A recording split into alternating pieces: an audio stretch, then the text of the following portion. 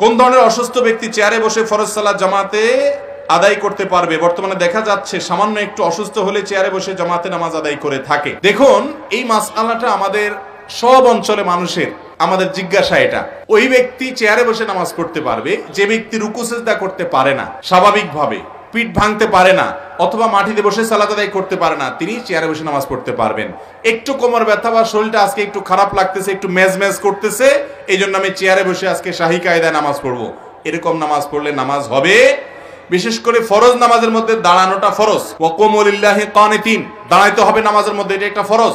আপনি দাঁড়ালেন না, রুকু করা আরেকটা ফরজ, সিজদা করা আরেকটা ফরজ। আপনার সক্ষমতা আছে, তারপর আপনার শরীরটা একটু মেজমেজ করে দেখে চেয়ারে বসে নামাজ পড়লেন, নামাজ হবে না।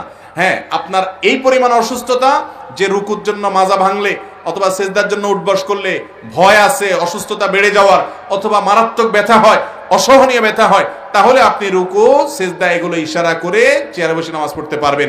তবে এই ক্ষেত্রেও খেয়াল রাখতে হবে, দাঁড়ানোটা দাঁড়ায় নামাজ পড়বেন, এরপরে রুকু সিজদার সময় আপনি চেয়ারে বসে যাবেন।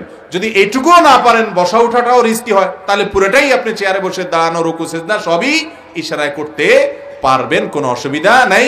আল্লাহ বলেছেন, ওমা জাআলা আলাইকুম ফিদ-দীনি মিন হারাজ, দ্বীনের ভিতরে তোমাদের সংকট হয়, সমস্যা হয়, এরকম কোনো বিধান আল্লাহ রাখেন নাই।